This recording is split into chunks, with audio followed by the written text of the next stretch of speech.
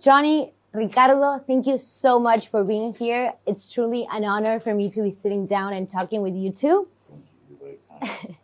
I had a chance this weekend to watch Modi, which I have to say, not only did I enjoyed it, but I was left very inspired, and I think it's going to resonate a lot with people here in Argentina. Cool. So congratulations. Thank you. Thank you. Johnny, I know Al Pacino was the one who thought of you for the direction of the movie. Yes.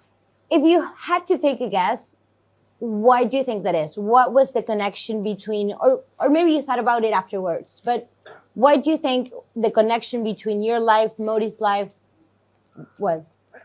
The connection between, the connection that I would say I feel with someone the likes of Modigliani is the intensity of his hunger, of his passion, of his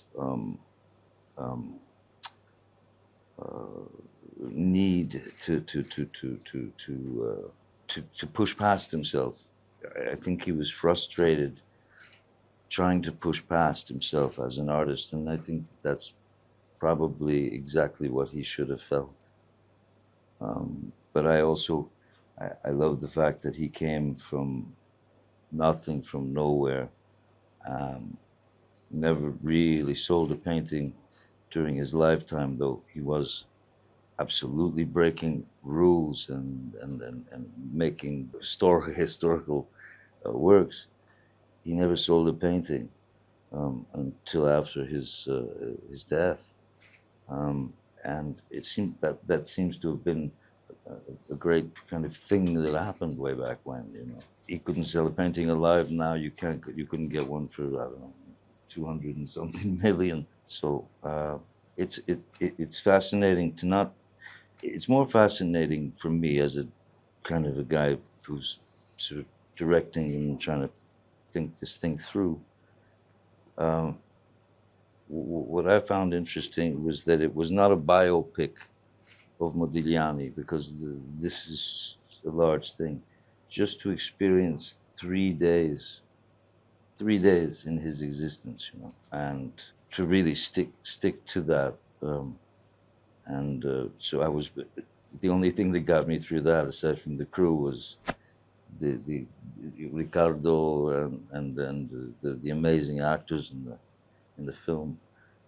As far as Al asking me to do the film, I have no idea still why he asked, but I think he believed that I had some understanding of or some sensitivity towards the subject matter. Ricardo, was there something that helped you build Modi, something that resonated with his character, his personality? What did you feel like was the factor that you grabbed onto more? Well, the story itself, for sure, the script, and the fact that, you know, I've been directed by Johnny, and which is, of course, for me a reference as an actor in terms of being a special artist, free, independent, and not conformed, which are all, you know, the characteristics of the character. So most of the time we were talking about right before shooting, we had conversation about other things. He was telling me anecdotes of his career or his life, his conversation with other great artists that he met in his life, and it was for me like listen to these stories, or like all the pieces of a puzzle going exactly in the right place. It revealed, confirmed all my crazy ideas that I've been trained myself, like feed myself. Yeah, and so I was like, it's, for me, this is more than just a film. You see, it's been an incredible journey, and yeah. The approach. The film itself is not so important for me as much as, you know, the experience I had. The experience. But that's the thing. Watching these actors find these correct personalities of these characters, and you start to see them, you know, working together. And I mean, for me, I practically didn't have to even be there. It was, you know, it was just everyone. It was more. It was more about behavior and behaving and reacting than it was about any sort of aggressive style of acting. It was really just them being, and that for me is what But it's all about. this you is know. not true, because he's been so important and so much there, you know, because he changed the script. He found something that I cannot say because I will spoil it out in the film. But you know, the perfect element, because we were looking for something that should have been like a tool, like an example, a practical example of what Modigliani, at the end of the day, yes, he died with no money, A representation. but he protected something very important that every man should protect, which is an intimate part of yourself, which is not for sale. So it's like this film is full of very important, you know, little details that I think it is more than just a film, that it will stay, I think, forever. This is not a conventional approach with regard to a film about Modigliani with such an expanse of life and history. You know, short life but massive. This is 3 days, and it's so everything is kind of, you know, very small time cuts maximum, which I think made it more. I don't know. It gave it more gasoline. Essence. Yeah, essence. Exactly. Johnny, you were mentioning about Modi being a passionate character. What, I mean, this in your life in general, what draws you to a character?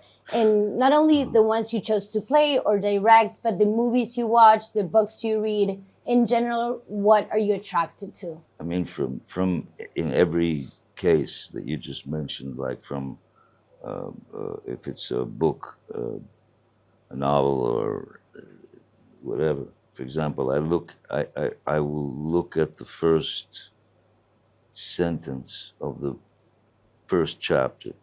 Just look at the first sentence, and then if that gets you, then you read the first paragraph, and in that you'll know whether you want to continue on. Same with screenplays. If something doesn't hit you, that strikes a spark, where you feel like, you know, I think I have a way into this character that's maybe not been done so much, not done to death, you know, maybe an original, interesting way. So then you feel like you have something that you can add to this soup, you know. You are an ingredient. I mean, it's really all about being inspired. You can be reading a screenplay and you can be 11 pages in, and you know your hand is starting to itch.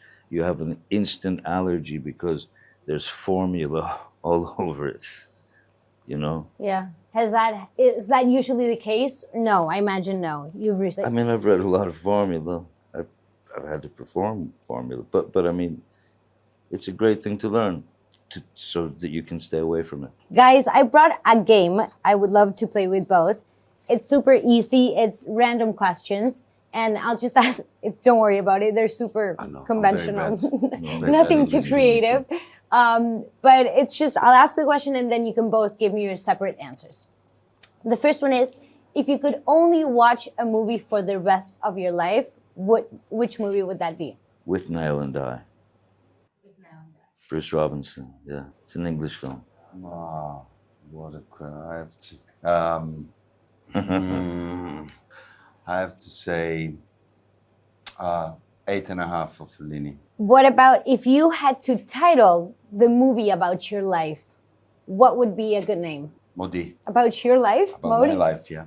Okay, you can't take the character off. No, it's still here. The title of my What the Fuck Was That? What the fuck was that?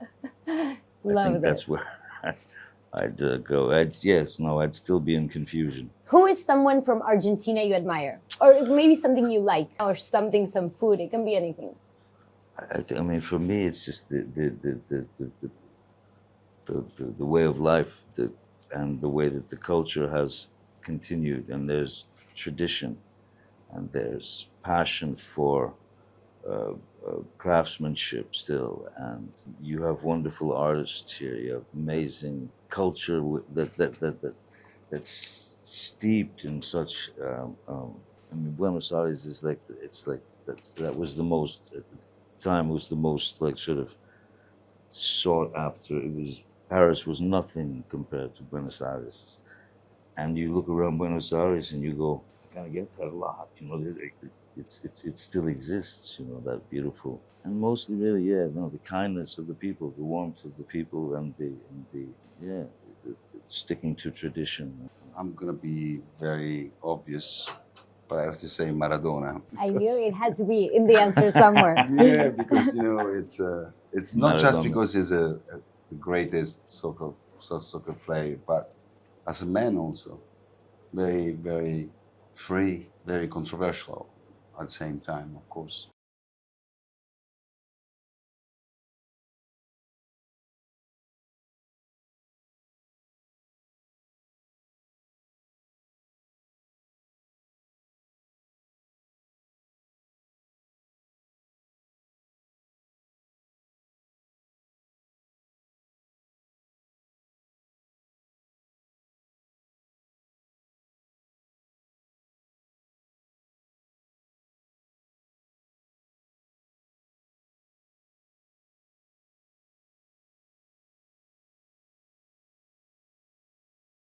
Keep moving forward.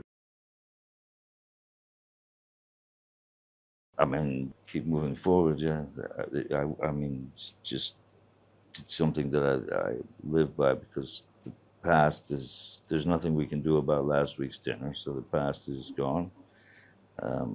If we sit and think about the future too much, you get freaked out by that. So I mean, now is really the time to enjoy the now because if you're worried about the future, all you have to do is ask yourself, I wonder what's going to happen now. Nothing happens. So yeah, keep moving forward. Love that one. You? Well, I don't know how to say in English, but you know, stay with your feet on the ground and your dreams through the stars. Mm. Yeah. Very good quotes. And Very the good. last one of this game is the best advice. Actually, I have two more. The best advice you ever received and the worst advice you ever received, and you're glad you ignored, or maybe you followed it and then you regret it. Wow, this is difficult. The best advice and the worst. It might be the same for me. I think the best advice that I ever received was from my mom, Betty Sue, when I was a little kid and I was about to go to school first, you know, for the first grade or something. And she said to me before I went to school, she said, "Listen here, anybody puts their hands on you, you pick up a brick and you lay them out." That's what she said. Pick up a brick and knock them out. 5 years old. And at a certain point, I did something similar to that. So it was great advice. If you've got a bully coming on you, it was very good advice. But later in life, not so smart. Well, but it builds character. I agree with you, Sure. Mom. Yeah. Love that advice. Well, no, of course I have to quote something of my father. He was used to say to me, like, be fair, to be fair and loyal, and of course, you know, respect, but people that respects you, you know. Otherwise, take the break and smile. Yeah. Listen to Betty Sue then, yeah. Yeah. Never fails. Guys, I just have 2 minutes left. And Johnny, I brought a game that I would love. One last game. It's 2 minutes. I love games. I do. That I would love to play with you. I brought 6 of your co-stars or Oh my Tim God. Burton, which in his case, he has directed you. And I brought some questions. And the game is like this. You'll have to pick a photo. I mean, you have to pick one of the characters for each situation. And once you pick one, you can't choose it again. The first one is, who would you swap houses with? Wow. Tim. Tim, Yeah. he has a good house. We're roommates. Oh, It makes it easy. It's a very safe thing. Sorry. who would you want to be your therapist for a week? Al Pacino. That was a short answer. I want Al to be my therapist for the rest of my life because he's out of his mind. Brilliant, Okay. but out of his mind. Like in what way? He's just constantly kind of bizarre and funny and strange and brilliant. So yeah, definitely Al. Who would you want to switch lives for a day? Lives for a day. Penelope. Then I could be married to Javier for one day. And then I have, okay. Who would you never want to argue with? Angelina. Is she tough? No, she's cool. She's just she's tight. She's smart. Okay. She's got it together. I don't want to. Yeah. And I'll give you the last 2 so you can choose. It's who would throw the most unforgettable party or who would be late to their own premiere. I think Leo's going to throw the best party. I mean, I've seen bits and bobs of the Great Gatsby, so I know what he's capable of. And Kira would be late, but her voice, the timbre of her voice would rise a few octaves in her sort of tardiness, her being late. So I can see her being a little late and being very nervous about it. Guys, she's lovely. thank you so much. I thank really, you. really enjoyed this conversation. I loved the movie and Thank it's you. going to be great and people in Argentina you. are going to love it. Thank you so much. Grazie. Thank you.